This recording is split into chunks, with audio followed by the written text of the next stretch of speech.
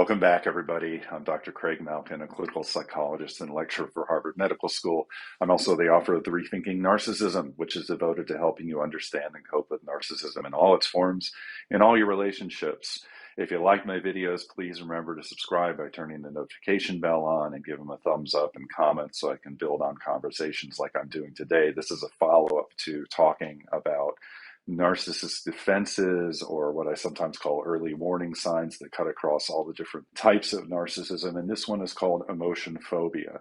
Emotion phobia is pretty much what it sounds like. It's an allergy, a reaction to an avoidance of feelings, emotions, especially vulnerable ones like sadness, fear, needs for connection, needs for anything that you might ask someone for, that as soon as those vulnerable feelings come up, people who have a kind of emotional phobia, they shy away from those feelings in some way. It takes a particular form, though, with narcissistic defenses, because if you recall from my other videos, or if you haven't seen them and read my writing, go back and take a look.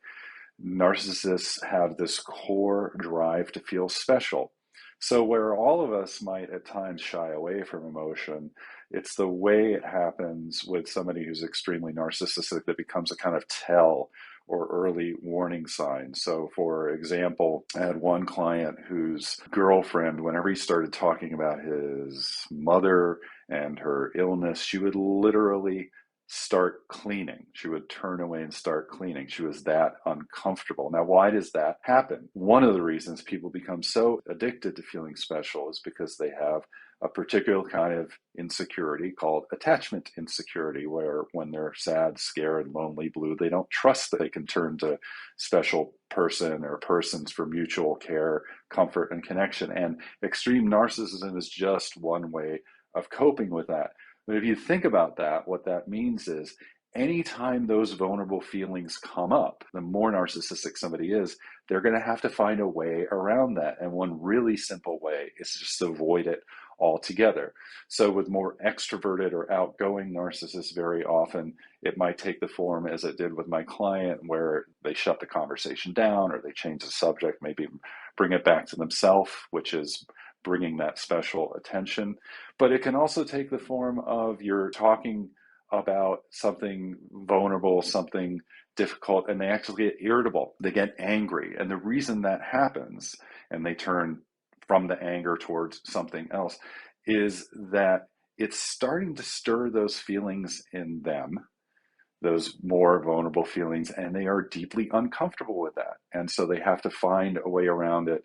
And it's that direct avoidance of emotion phobia, of moving away from it in whatever way possible, that helps them come back to the ways that they usually maintain their feelings good about themselves, which is not to have those vulnerable feelings that they're afraid that if they come out and if they even dare to express them, they're going to be rejected, they're going to be shamed, they're going to be criticized.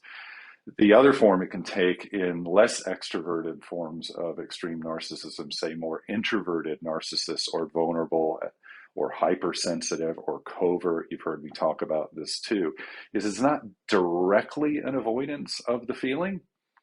Instead, what happens is there's an increase in apparent vulnerability. And if you recall what apparent vulnerability is, it's not real vulnerability, because again, the more insecurely attached someone is who is coping with that attachment insecurity in a narcissistic way, they're still not going to be comfortable really going into those genuine, those authentic, vulnerable feelings. So what happens is you get a display.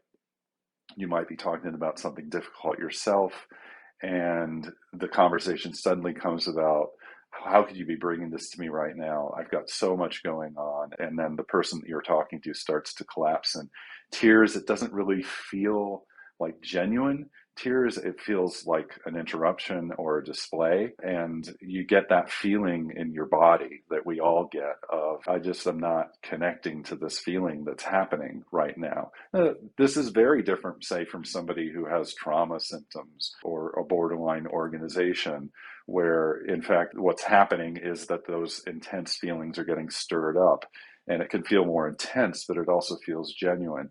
This is an expression of feeling, an emotional display I call emotionality, which is about having an impact, and particularly the impact is bringing the attention back and away from whatever genuine feeling it is that you were trying to get to in the first place and sharing with that person. So that's the form it can take with introverted or covert narcissism.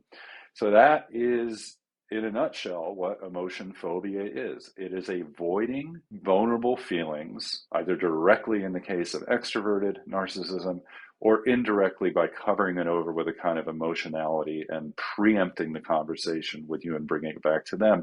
But it's an avoidance of those vulnerable feelings, plus the person making efforts, as somebody who is more narcissistic always does, to self-enhance, to bring special attention back, even if it's negative. In the case of introverted or vulnerable narcissism, it might be about suffering. It might be, this is nothing like what I've been feeling or describing.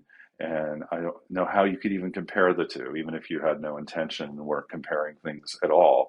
And it brings it back. So that is what emotion phobia is. I should mention that one of the reasons this is so helpful to be aware of is, again, it cuts across all types of narcissism, because the core fear that drives narcissistic defenses is I can't truly depend on someone. I can't be safe depending on them. So I'm not going to put my vulnerable feelings out there and wind up being attacked or have it go nowhere. So I will find ways around those genuine feelings. So again, I hope you found that helpful. If you do, please come back, because I plan on sharing more. Take care.